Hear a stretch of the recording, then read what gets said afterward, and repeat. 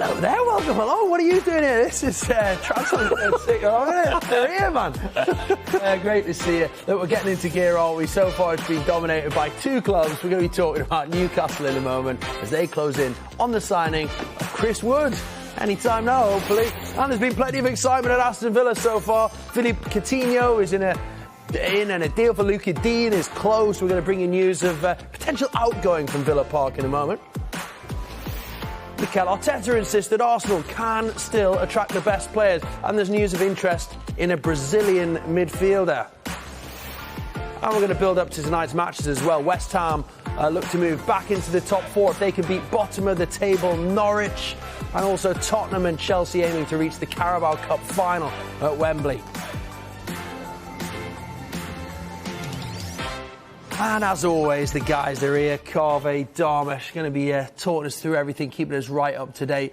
And we're going to start with Newcastle tonight, gents. It was a week ago today, wasn't it? We were doing the same thing when they agreed a deal for Trippier on the Tuesday, and it was getting finalised on the Wednesday. And I remember sitting here, and there was a bit of a delay, and it ended up being tomorrow, the Thursday, when Trippier went through. But we're waiting. Still no news on Chris Wood. What's happening, Toms? I thought you were about to break into a Craig David song there.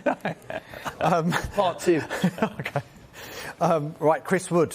Yeah. He's been having his medical today, his Newcastle United medical, finalising personal terms ahead of completing that move from Newcastle United to relegation rivals Burnley. It's been confirmed to us it's a £25 million fee, which was the release clause on Chris Wood's contract, which Newcastle United have triggered.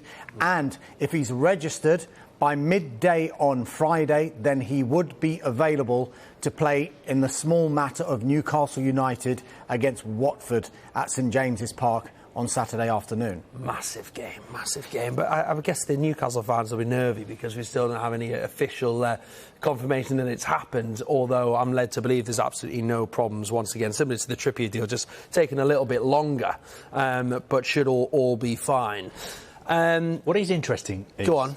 I know we're talking about it from a Newcastle perspective. Yes. We've got to try and look at this from a Burnley perspective as well. It'll be very interesting to hear what Sean Dyche has to say about this when I think we will hear from him on Friday morning, because of course they've got a very important Premier League game against Leicester City on Saturday as well. So it'll be interesting to see Sean Dyche take on this, because when it comes to release clauses, normally release clauses can only be activated during the summer window, but of course we've been told, and we've reported, and everyone else is reporting, that he has this release clause which was activated now. So I'm sure it'll be one of the first questions that Sean Dyche will be asked on Friday morning. And also, how much of the proceeds of this sale will Sean Dyche have to sign a replacement? Because that is what he's going to want to do. We've got to look at this from Burnley's perspective as well as Newcastle's. It's an awful situation, isn't it, really, for Burnley, like you say, to lose someone who consistently has scored double-figure goals in the Premier League, in a team that doesn't traditionally score that many, but he's managed to get the double figures for, I think, the last 3 seasons. On the face of it, when you look at the deal, we were talking about this yesterday, weren't we? £25 million for a 30-year-old. On face value, you think, what a deal for Burnley, until you realise where the £25 million is coming from. And it could, can you believe, we were talking about this on the podcast earlier on today when you mentioned what the final game of the season is, and it is 22nd of May, last game of the season, Burnley versus Newcastle at Turf Moor. You can't make it up. The thing, though, is if, and we've reported and we've been told, and Darmish has been told, that Chris Wood has this release clause, then surely Sean Dyche can't be upset and angry or disappointed. Seems to be some doubt about. There does seem to be some doubt floating around as well, doesn't there? If there was a release clause that could be activated this month, then Sean Dyche, the only person he can really be disappointed with is the player himself.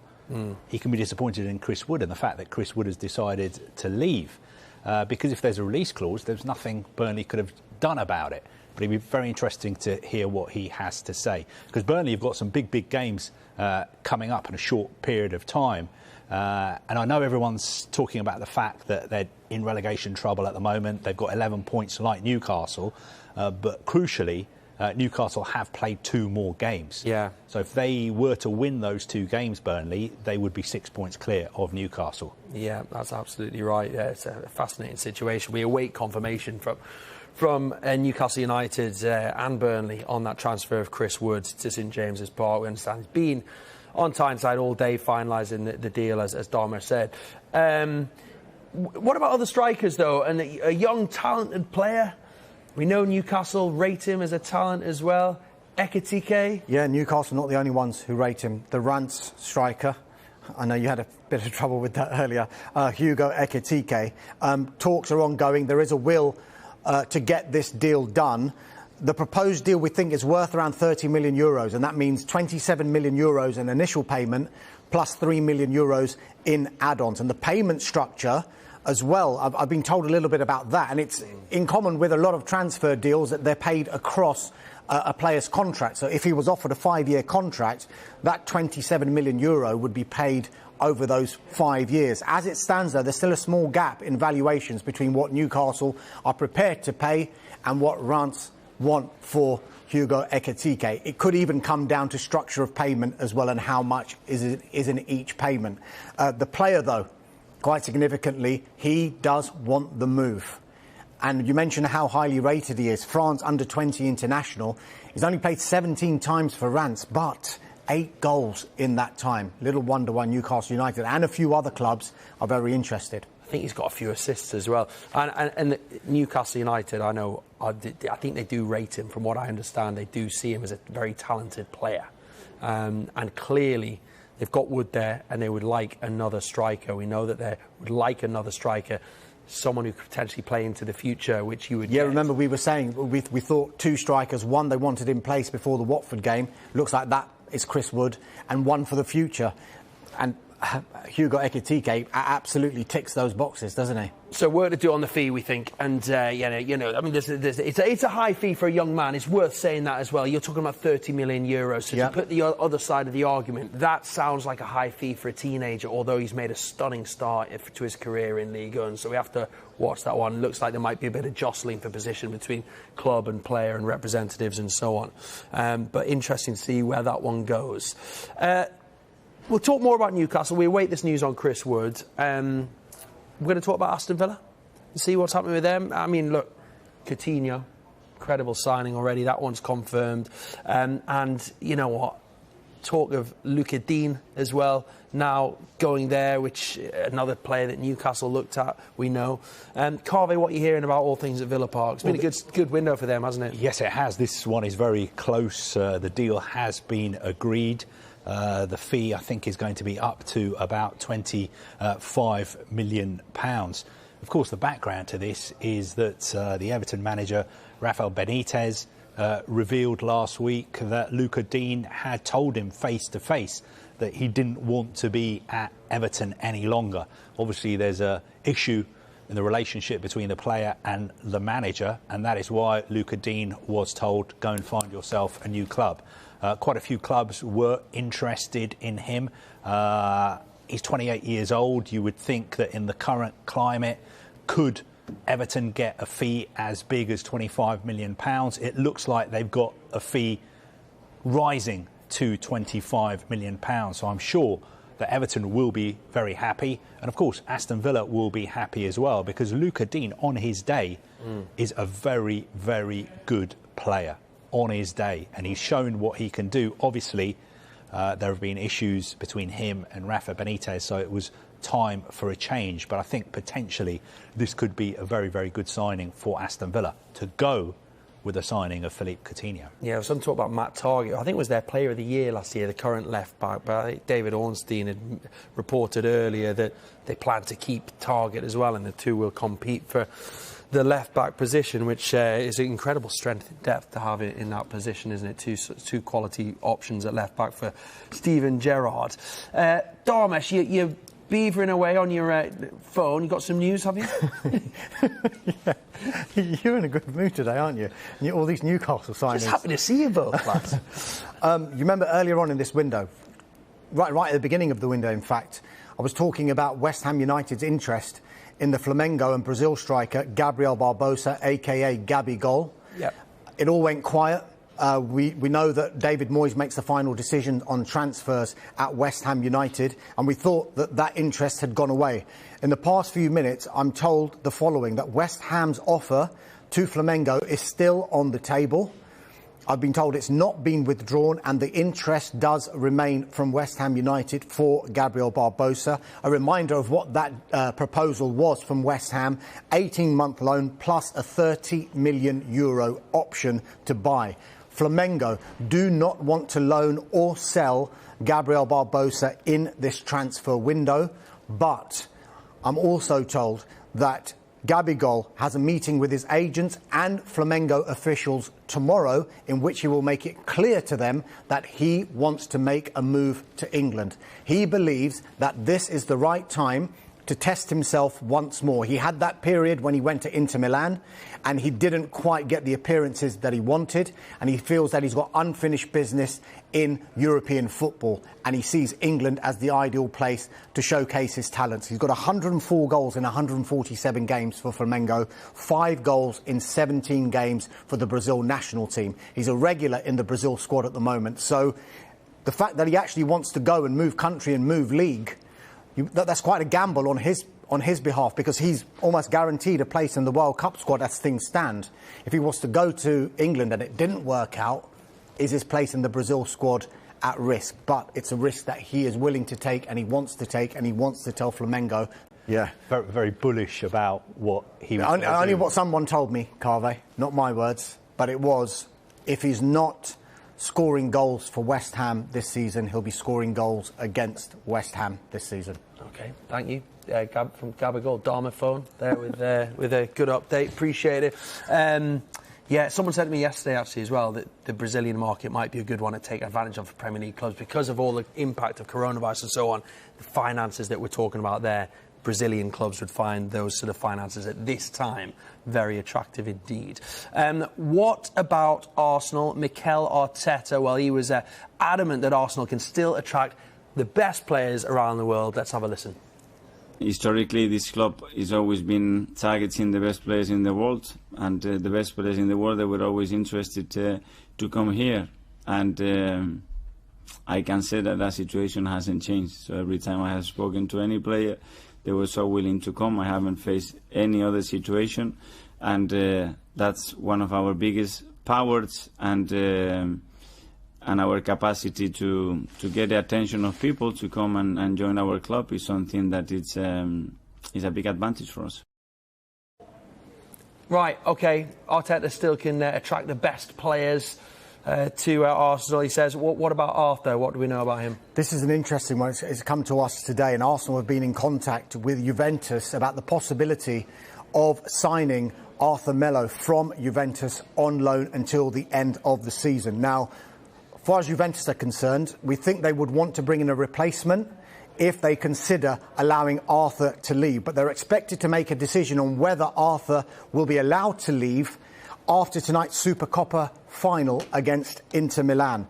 Now, Arthur himself is thought to be open to the move to the Emirates. That's because he wants to resurrect his Brazil chances ahead of the World Cup. We've been talking about Brazil and Gabigol, of course. Arthur Melo was a regular in the Brazil squad, but has gone out of the reckoning as far as Brazil is concerned. And that's partly to do with the fact that this season he's only started 3 times in Serie A for Juventus. As far as Arsenal are concerned, a loan move would work because they can get a short-term fix as far as Arthur Melo is concerned, and the likes of El Neni and Thomas Partey, of course, are at the Africa Cup of Nations. They've got injury issues, COVID issues with a number of their midfielders. So if they can bring in somebody to fill that gap until the end of the season, they then can focus on some of their longer-term targets, one of which we believe to be Lyon's Bruno Guimaraes, who is unlikely to be able to move in this transfer window, but in the summer transfer window, who knows? OK, we're going to be speaking to our expert Nick about Arthur and a few other situations at Arsenal in a moment after the break. But I just want to ask you about another name that Arsenal fans are getting very excited about when you see them on social media. That's Dusan Vlahovic of Fiorentina. Anything on this? Anything you can tell us, guys? I'm just reflecting on what Mikel Arteta said in his news conference just there, where he said Arsenal are still in a position to attract the world's best players. Carve was alluding to that just yesterday, wasn't he? And Dusan Vlahovic would fall into that bracket. The fact that Arsenal are going for these players and are interested in these players shows that they've got the ambition, and shows that the board and Edu and everyone who's organising transfers is fully behind Mikel Arteta. But it's one thing saying we want to buy these players, it's another thing trying to get a deal like that over the line. But one thing I would say about Vlahovic, who's only got 18 months left on his Fiorentina contract, he's unlikely, by all accounts, to move in this transfer window. But come the summer, when he's got 12 months left, I think there'll be quite a few clubs, not only Arsenal, who'll be going for him. And Vlahovic, his real issue will be he wants to play at a club that's going to be in the Champions League. And at the moment, Arsenal can't guarantee that. But if they manage to get into the top 4 and get into the Champions League next season, it opens up a whole new market for them, because the type of player that they can go for will be very, very different to the ones that they can go for now. Sure. One thing, if we're looking at this from Fiorentina's perspective, is the clock is ticking. He's got 18 months left on his contract. We're all saying he should wait until the summer, but his value is going down and down, because in the summer he'll only have 12 months left on his contract. So I think from Fiorentina's point of view, I think they would like to do business with Arsenal. If Arsenal can meet the valuation this window, then it would suit Fiorentina to sell him to Arsenal. And also, there's been talk that he may go to Juventus. There's incredible rivalry between Fiorentina and Juventus. The last thing Fiorentina supporters would want is their prized asset being sold to Juventus. And the final point I would make is what was very interesting listening and watching Mikel Arteta today is this point that he made, and he was very honest. He said, in my time as Arsenal manager, I have never spoken to a player who didn't want to come to Arsenal. He made the point that as far as players are concerned, Arsenal is still a massive draw, and he backed that up by not mentioning names, because he's not going to do that in public, but he was very honest. He said all the targets I've ever spoken to while I've been the manager of Arsenal, they've all wanted to come to Arsenal. And I just wonder if in the back of his mind he was thinking about Dusan Vlahovic as well, because I think, you know, there's lots of people around the player who may be advising him about different options in the summer. But as well as looking at this from Arsenal's point of view and his representatives' point of view and the players' point of view, I think you've got to look at it from Fiorentina's point of view as well, because they know that he's not going to sign a new contract, and I think it would be in their interest to sell him when he's got 18 months left on his contract and not when he's got 12 months left on his contract, because the price will be coming down. Of course. OK, makes sense. Yeah, great stuff, guys. Thanks so much. That'll be exciting for Arsenal fans. And plenty more still to come. We've got Leanne Sanderson and Matt Jarvis, who are going to join the debate with us. They're watching the matches a bit later. Jurgen Klopp tells Liverpool fans to relax over the Mohamed Salah contract situation as well. I'm in. I'm in. I'm in. We're all in to kick it out. Partnering to end racism in sport.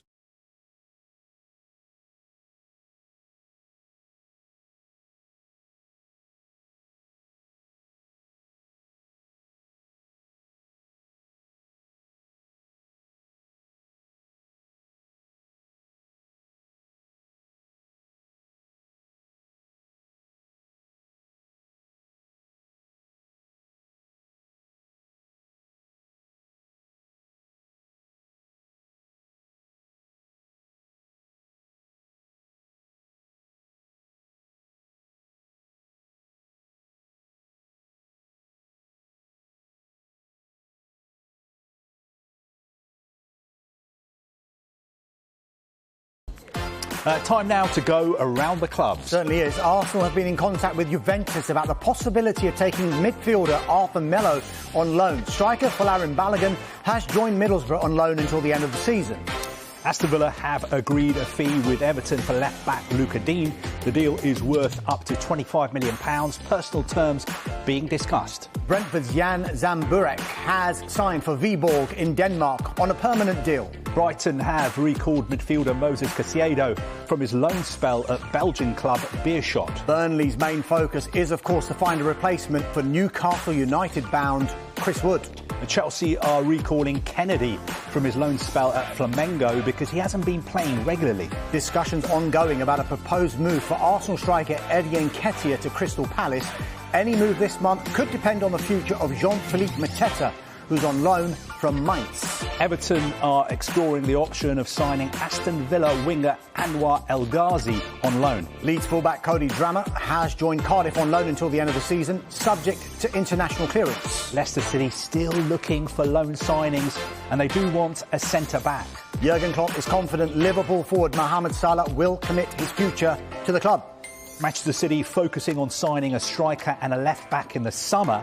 And according to KPMG, for the first time ever, City's revenues last season were bigger than Manchester United's. And talking of Manchester United, Eric Bailly not expected to leave Old Trafford in this window amid loan interest from AC Milan. We expect Chris Wood to sign a minimum 2.5-year deal at Newcastle United. He's currently in the city finalising his move from Burnley for £25 million. A number of clubs are interested in Norwich midfielder Todd Cantwell. He's not in the squad for the game against West Ham. Ralph Hasenhüttl says he would like to extend on-loan Chelsea striker Armando Broja's stay at St Mary's beyond this season. Reports that Jose Mourinho wants to sign Tanguy Ndombele on loan at Roma are wide of the mark. Watford winger Ismail Assar is in Barcelona seeing doctors about his knee injury. Senegal still hope he can play in the Africa Cup of Nations. Darren Randolph will not be joining Aston Villa after David Moyes told the goalkeeper he wanted to keep him at West Ham United. And finally, Wolves have been linked with Marseille centre-back Guja Kaleta-Kar. So far, there's been no approach and no bid.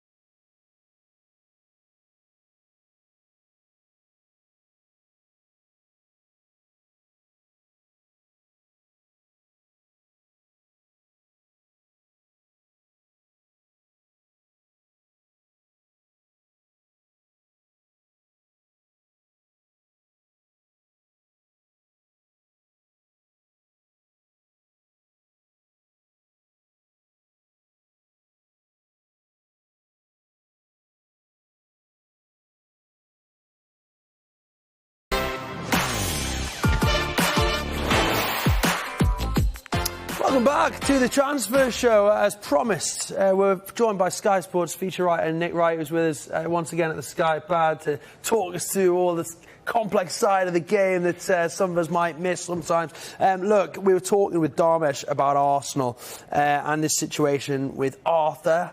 What can he tell us? Well, there was lots of excitement about him as a player when he moved from Gremio to Barcelona in 2018. Suggestions even that he may be the new Xavi, but never quite came together for him then, and it's been the same story at Juventus really since he moved there. So, I mean, if we look at his playing time since his move to Europe, we can see that it's really declined year on year. So even in his first season at Barcelona, he was actually only starting 50% of league games, and that figure is now down to 14%. Yeah, we're seeing what you're talking about here, Nick. So, yeah, it's that decline, isn't it? It is, yeah. All the way from 2019 up to this season. Yeah. So, I mean, injury problems obviously were an issue for him, and he struggled to find consistency because of that. But I guess that adds to the element of risk for Arsenal in the deal because, they really need someone to hit the ground running in that midfield. OK, great stuff, Nick. Look, what are the qualities then, do you think, that Arthur brings that might have attracted Mikel Arteta and Arsenal to him? Well, despite the issues with his playing time, I think, he is still really high-quality midfielder. He's played for two of the biggest clubs in Europe. He's obviously a Brazil international as well. Now, his main strength is his distribution. His stats over the last 2 seasons in Serie A kind of tell us that. I mean, he's top among Juve players for touches, for passes. Just going to point out to the viewers, that was clearly the other graphic. We'll get the one that Nick's talking about. It'll make total sense. It was the one we showed you briefly at the start, which shows sort of where he rates. Here we go. This is it, Nick, we're looking at. So, touches first, passes first, passes in opposition half first, passing accuracy first, ball recovery second. That's what you were talking us to. Well, exactly, so go on, take it away. No, exactly. I mean, it just shows how strong he is with the ball, and also the ball recoveries at the bottom there give us a good idea of the work he does off the ball as well. So he's someone who could give Arsenal that kind of midfield control they sometimes lack in possession, help break teams down. But it all obviously depends on whether he can perform consistently as he hasn't been able to do at Juventus and previously at Barcelona. Yeah, he's been on the bench, hasn't he, quite a lot. So be interesting to see how he gets on. Sometimes, though, with players, they might, he's played in Spain, he's played in Italy, but he might just be perfect for the Premier League. They might come in and we might find that out. Talking of which, we talk about the striker that Darmash was talking about before, Dusan Vlahovic. A lot of Arsenal fans excited about this guy. He's a goal machine. What can you tell us? Yeah, well, one of the most exciting strikers in Europe at the moment. I mean, he's physically imposing, isn't he? He's 6'3", powerful, fast, technically good. Most importantly, though, he is absolutely prolific. And, he's been at Fiorentina for a few seasons now, but only really last year he started to explode. His total of 33 Serie A goals across the calendar year was the second highest in Europe's major leagues. More goals than Haaland, Messi, Ronaldo, as you can see. Only Robert Lewandowski scored more league goals. And what's really significant is that he achieved that at just 21 years old as well. Yeah, he's so young and really quite a frightening prospect, isn't he, for whoever gets him. And obviously Arsenal are hoping it can be them. But in your opinion then, Nick, looking at Vlahovic, I mean, is it those goals specifically? We talked last week, didn't we, about Lacazette and Aubameyang and how the goal scoring maybe that we've seen in recent seasons has gone off the cliff a little bit. So presumably it's those numbers that are attracting Arteta. Well, I think so. I mean, the goals are obviously the main attraction there, aren't they? And if we compare him with Aubameyang, as you mentioned, we can see the difference in terms of their output over the last this season in particular. I mean, Vlahovic's strike rate here is considerably higher. He generates a really high volume of shots as well, 3.6 per 90 minutes, which is obviously always a great sign for a striker. There are stylistic factors too. He wins more duels, he has more presence in the opposition box. We can see that with his touches there, and he has more headed shots than Aubameyang as well, and that's something Arsenal really need. Mikel Arteta's put a lot of emphasis on set pieces this season. OK, so he's a threat in the air as well. And, just looking at, I think there's a quote here that you've got, I think, as well, which is what was said by the coach. Well, yeah, he's always been very highly rated, and I spoke to one of his former coaches at his boyhood club, Partizan Belgrade, this week, and he was talking about, his first impressions of him, and he said, after one training session, our head coach said, "This guy is a monster. This is a player who will be worth 100 million euros one day." He also said he displayed unbelievable character from a young age. He idolised Zlatan Ibrahimovic obsessively, he said. And, I think that character has really shone through at Fiorentina, and it's another part of the attraction for Arsenal, for sure. I've heard similar things said about you, Nick, in the office.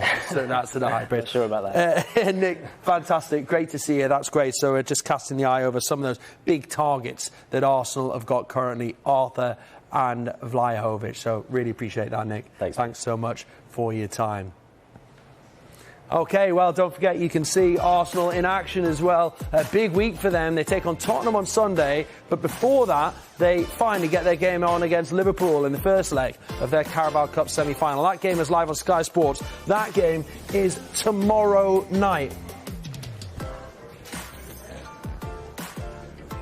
We're already going to know who they're going to play in the final, aren't we? Because Spurs and Chelsea have their second leg tonight, which Leanne Sanderson will be joining us to watch in a bit. And talking about Liverpool play tomorrow, Jurgen Klopp says contract talks with Mohamed Salah are in a good place and that he's confident that the forward wants to stay at Anfield.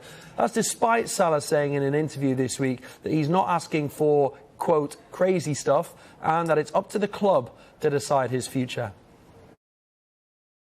really dangerous with these interviews things when you didn't speak to the player himself. So there's nothing in what would be unexpected. So we know. I know that Mo wants to stay. We want Mo to stay. That's the point. And that these things take time. I cannot change. Sorry, but it's. I think it's all in a good place. Nothing else to say. You can say, just to allay the fears of fans who might be feeling at the moment that this deal could possibly not get done. I'm very positive about it, but I don't think it makes sense that you speak on behalf of the fans. Fans are not as nervous as you are. They know the club pretty long and know the people dealing here with the different things pretty long. So, enough reason for being positive. But as long as it's not done, nothing is. We cannot. Good conversations. That's what I can say. Klopp likes telling everyone to relax, doesn't he? I like that about him. He's just never panicking. He always seems to be in control. And Salah, of course, is an incredible player who will want to keep at the club for a long time. Dharmesh, should Liverpool fans be as relaxed as Klopp says? I think so, and I think Carve's going to tell you why. Yeah, go on then, Carve. Look, we were talking yesterday about this interview that Mohamed Salah had given to GQ magazine. And in that magazine, he made it clear that he wanted to stay at Liverpool. Obviously, the sticking point at the moment is a financial one. How much is he going to be paid? And he said in that interview that he's not asking for anything crazy. And we heard from Jurgen Klopp today. He was very clear. And what stood out is that Klopp said, I know Mo wants to stay. We want Mo to stay. It takes time. I think it's in a good place. I'm very positive about it. So everything is pointing towards the fact that Mohamed Salah is going to sign a new Liverpool contract.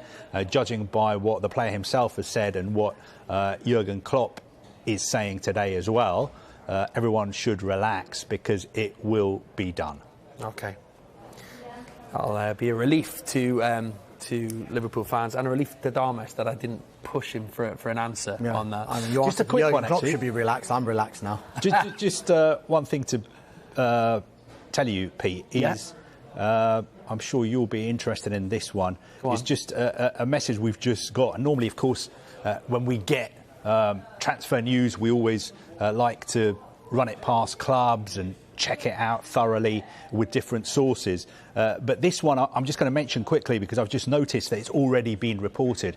It's been reported by Jason Burt in the Telegraph. Diego Carlos. And it's been reported by Talk Sport earlier this evening. But the message I've just got is that Newcastle United have made a £28 million bid for Diego Carlos, the Sevilla defender. I think Sevilla are looking for about £40 million for him, so I'm not sure. That's the story in Newcastle's window. Yeah, I'm not sure £28 million will be enough. Right. But obviously, we need to get that confirmed before you see it on yellow or as breaking news. But one very good source telling us this evening that Newcastle have made a £28 million bid for Diego Carlos.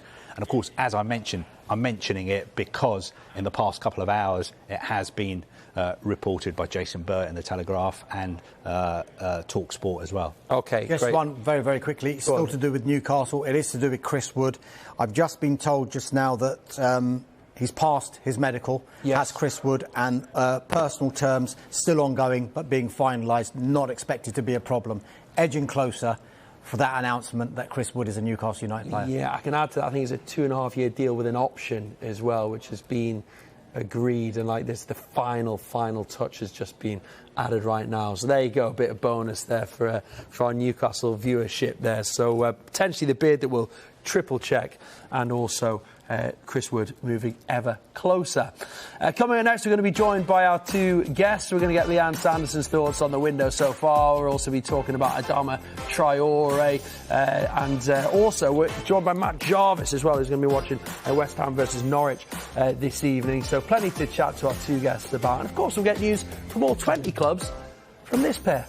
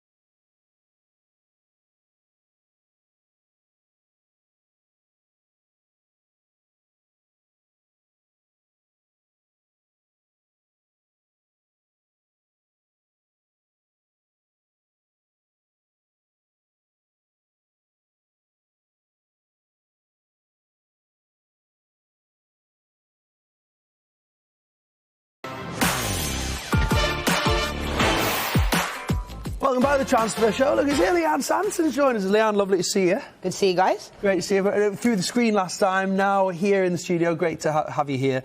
Now, look, plenty to talk to you about. You're going to be watching the game later on, Spurs against one of your former teams, Chelsea. Looking forward to that. But let's get you on transfers, because this is the Transfer Show. I'm going to ask you about Newcastle first. Shock. You're like me with Man United, you are. I don't know who's worse. Not quite mentioning their teams. Not quite as bad. Chris Wood.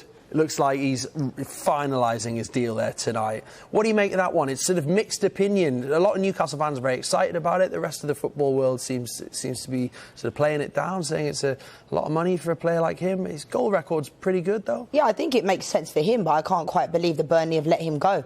You know, especially to a relegation rival. That's what was a bit of a shock to me. I think he's proven to score goals. I think he goes under the radar quite often with his goals because he's at a club like Burnley, and that's no disrespect. But I think he's worth a go, but I can't believe that Burnley have sold him, especially to a relegation rival team. Absolutely right. There seems to be some suggested there's a buyout clause, which would mean that they were powerless to let him go, but then there's others questioning whether that's the case. So we'll clear that one up with Sean Dyche, I think, when we speak to him this week, but he can't be happy. No, definitely not. And I think as well, when obviously the takeover happened, everybody expected, people were talking about Messi, Neymar, Mbappe, all these players coming in. But I think right now, obviously, with Wilson being injured, Callum Wilson getting this injury, there was obviously talk of Divock Origi going there and stuff like that. But I think it makes sense. But I think Sean Dyche will definitely be disappointed because realistically, if Chris Wood doesn't score, who scores at Burnley? Rodriguez doesn't really score. McNeil's gone a bit quiet of late. So he's really the only talisman that seems to get the goals. So really, really strange one. And I hope it doesn't mean they're accepting they're potentially going to get relegated to the Championship, because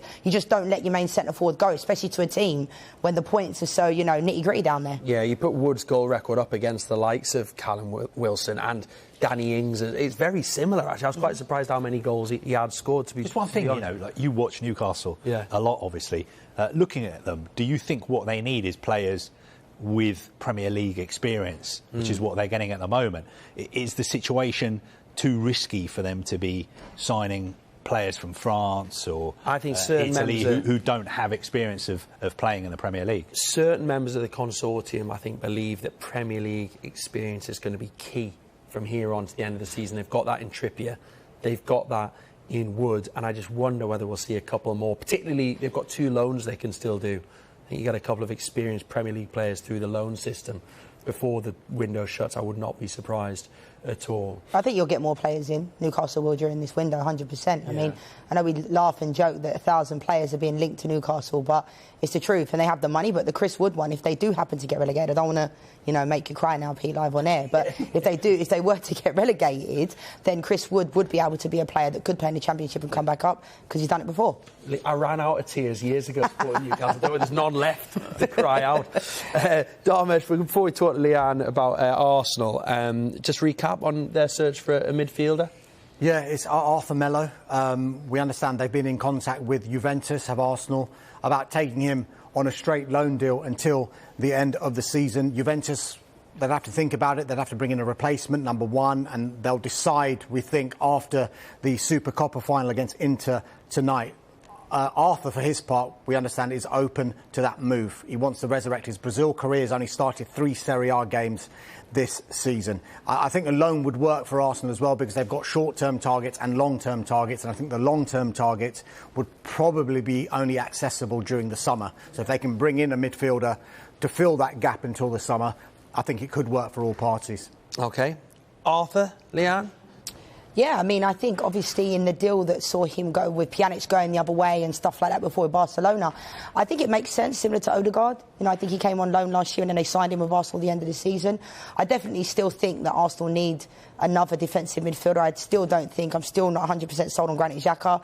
I think El Neni at times has played, but I think it makes sense if they can get him on loan. He's a good player. He's known to be good. And at Juventus, it's a strange place, because when I left, just as Aaron Ramsey was signing, they signed him for all that money, a free transfer, but 400,000 a week or whatever it is, and he's played minimal amount of time, and he couldn't have done any more.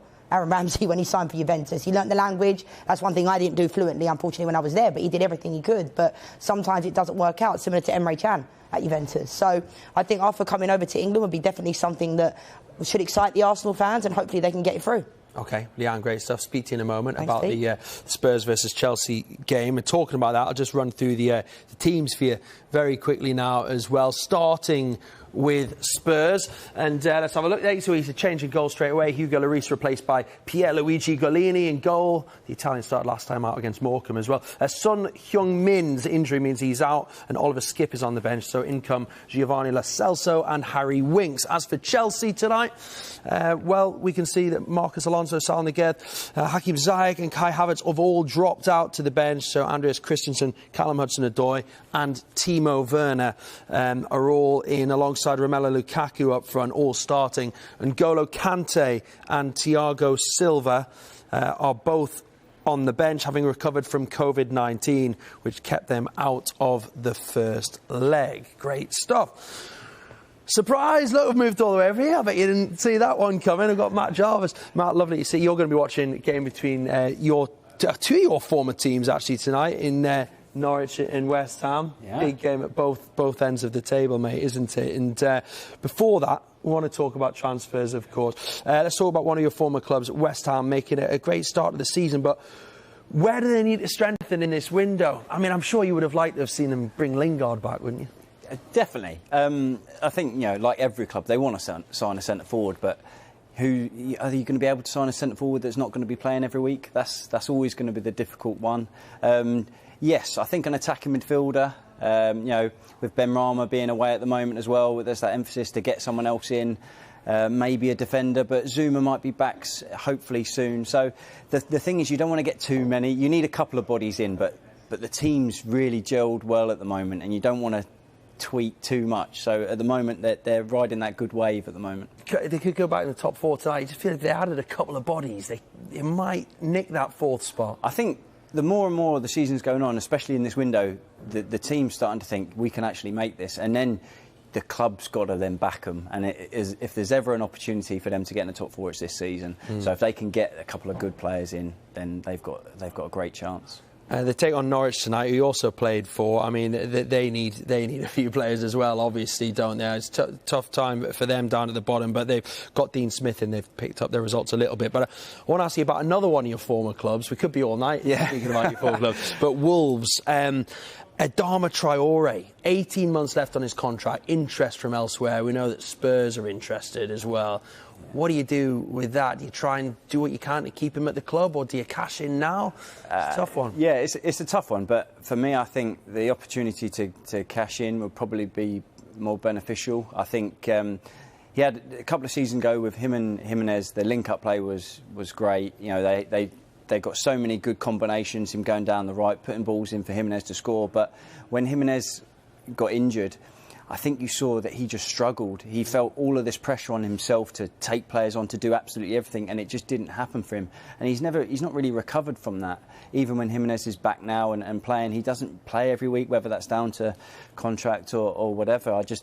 You don't sort of see that same sort of player that was a couple of seasons ago. Yeah. So to cash in maybe is an option. OK, we'll have to wait and see. We'll keep a close eye on that one. Of course, you'll find out here first on Sky Sports News as and when any big transfers break. And Matt and Leanne are going to be joining us for the games, of course, later on tonight, so they'll be with us for that. And the Premier League wrap is on the way as well with Carvey and Darmish, so stay tuned.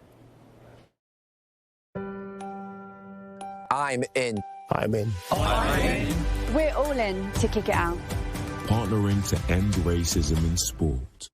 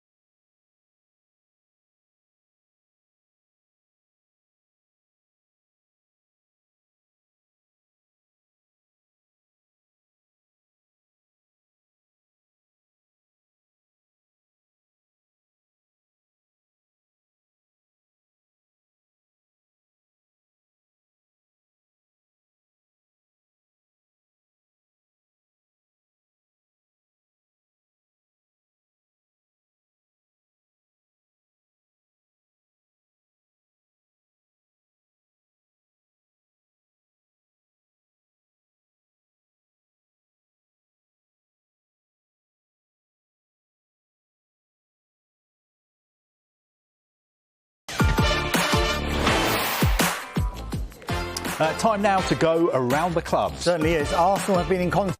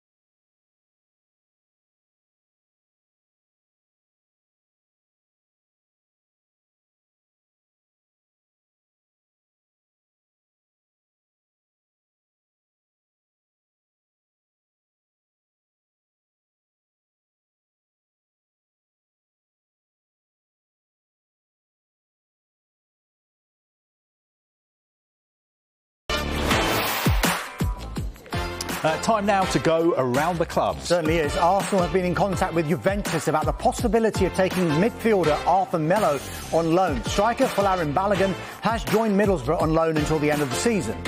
Aston Villa have agreed a fee with Everton for left-back Luca Digne. The deal is worth up to £25 million, personal terms being discussed. Brentford's Jan Zamburek has signed for Viborg in Denmark on a permanent deal. Brighton have recalled midfielder Moses Caicedo from his loan spell at Belgian club Beerschot. Burnley's main focus is, of course, to find a replacement for Newcastle United-bound Chris Wood. Chelsea are recalling Kennedy from his loan spell at Flamengo because he hasn't been playing regularly. Discussions ongoing about a proposed move for Arsenal striker Eddie Nketiah to Crystal Palace. Any move this month could depend on the future of Jean-Philippe Mateta, who's on loan from Mainz. Everton are exploring the option of signing Aston Villa winger Anwar El Ghazi on loan. Leeds fullback Cody Drammer has joined Cardiff on loan until the end of the season, subject to international clearance. Leicester City still looking for loan signings, and they do want a centre-back. Jurgen Klopp is confident Liverpool forward Mohamed Salah will commit his future to the club. Manchester City focusing on signing a striker and a left-back in the summer. And according to KPMG, for the first time ever, City's revenues last season were bigger than Manchester United's. And talking of Manchester United, Eric Bailly not expected to leave Old Trafford in this window amid loan interest from AC Milan. We expect Chris Wood to sign a minimum 2.5-year deal at Newcastle United. He's currently in the city finalising his move from Burnley for £25 million. A number of clubs are interested in Norwich midfielder Todd Cantwell. He's not in the squad for the game against West Ham. Ralph Hasenhüttl says he would like to extend on-loan Chelsea striker Armando Broja's stay at St Mary's beyond this season. Reports that Jose Mourinho wants to sign Tanguy Ndombele on loan at Roma are wide of the mark. Watford winger Ismail Assar is in Barcelona seeing doctors about his knee injury. Senegal still hope he can play in the Africa Cup of Nations. Darren Randolph will not be joining Aston Villa after David Moyes told the goalkeeper he wanted to keep him at West Ham United. And finally, Wolves have been linked with Marseille centre-back Guja Kaleta-Kar. So far, there's been no approach and no bid. And if you want more transfer talk, of course you do. The new podcast is out. It's the first one of the window. It's an absolute belter. It's myself and Dharmesh, joined by Julian Loren, and we're chatting all things transfers and a bit of behind-the-scenes info as well in that for you. Right, OK, 2 big games tonight. We've just been chatting, haven't we, to Matt and Leanne, so let's get into them because they are underway. Matt, let's start with you then. You're watching two of your former sides, West Ham, take on Norwich this evening. Massive game at both ends of the table. How's it started? West Ham started well, pressing high. Vlasic looks lively. He's got his opportunity to play. Benrahma being away, so he's looking lively. Lanzini's had the only sort of chance of the game so far, and you expect a little bit more. It's been laid back to him on the edge of the box by Vlasic, and he's leant back and he's struck the ball and it's gone flying over. You expect him to at least hit the target with his technique, but a good start from West Ham. Busy night for Tim Krul, do you think, tonight?